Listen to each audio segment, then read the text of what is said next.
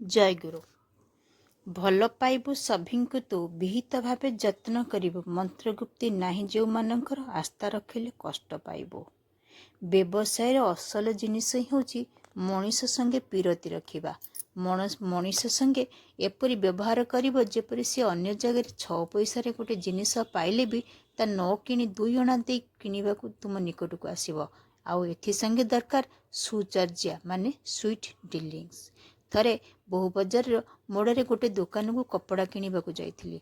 दुकानदार कहला, बाबू मो निकटरू किनिले आपन को 2 अणा पैसा बेसी पड़िबो।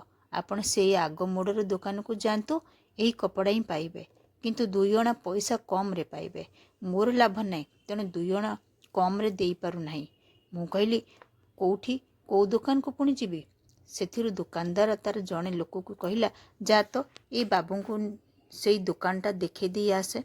मोर सेतेबेले इच्छा हैला नहीं ता दुकान रु न किनी अन्य कोनोसी दुकान रु किनिबाकू। मु कहली हेले बाबा दाम 2 अणा बेसी पड़िबो ता भी भल, तेबे भी तुम दुकान रु नेबी।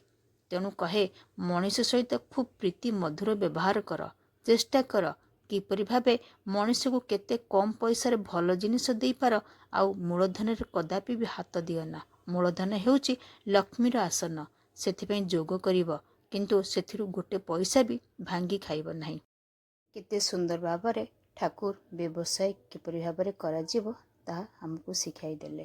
तेणु आसंतु समस्तंकर पंचमहाजीवन पे ठाकुरंक चरण रे प्रार्थना करुची, समस्ते तांको मथार नेकी चलंतु।